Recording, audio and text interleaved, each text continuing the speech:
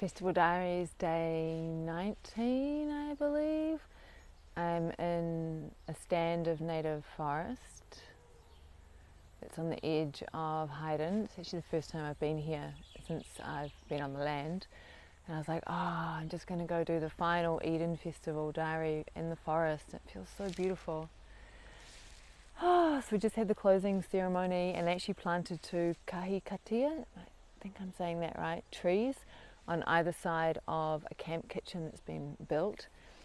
And that was a beautiful, beautiful ceremony to be part of, the planting of the trees and the prayers for the regeneration of the planet and people playing that role.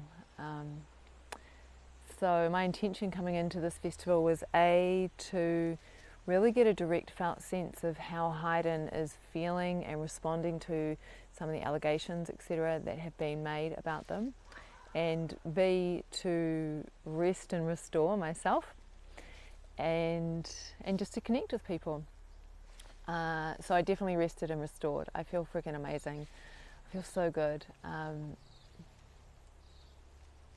Yeah, like if you look at the Festival Diaries when I've been at NZ Spirit for 5-6 days, and the state of me at the end of that festival compared to the state of me at the end of this one. I mean, I was sleeping in a room, I had a bath, I had a shower, it was amazing.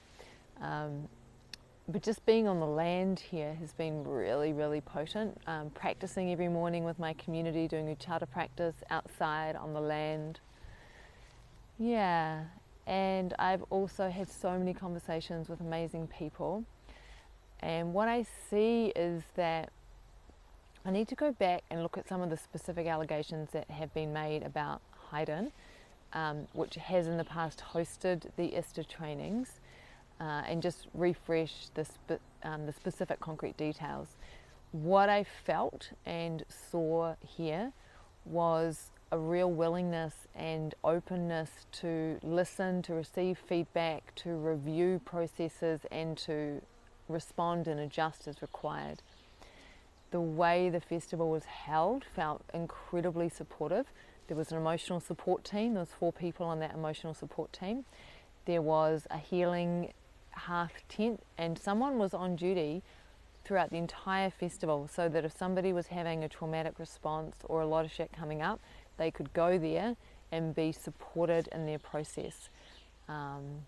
When we did the closing ceremony is so beautiful. The first part of it was an actual led integration process where we got into our little pods that we had been assigned at the opening ceremony and just received and were guided to support the integration process of the festival.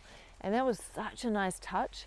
Plus it was made really clear, you know, we've emailed you out some details on how to integrate. If you have anything coming up, if you need further support, please come back to us. There'll be a feedback form. If things weren't great, please feedback. If things were great, please feedback.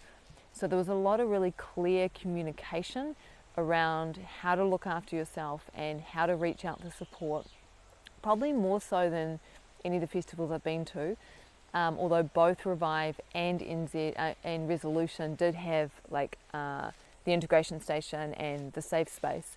So it's really beautiful to see the festivals starting to realise that it's one thing to blast people wide open, but you also need to have the support to help them to integrate it. So I would absolutely come back to Eden Festival again. I'd love to come back and present, and I'll be keeping an eye on the calendar to see what else they're offering.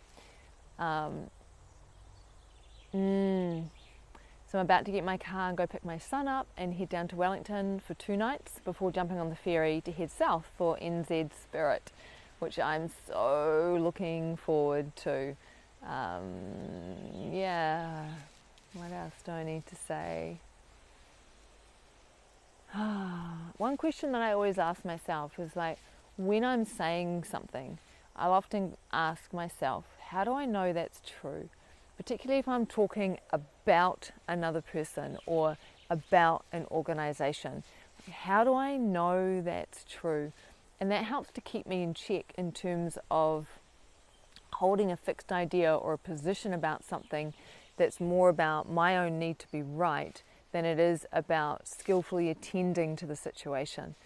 And that's one of the reasons I came to hiding, because I wanted to feel for myself how the space was being held and how things were being responded to, and recognizing that my experience in no way, shape or form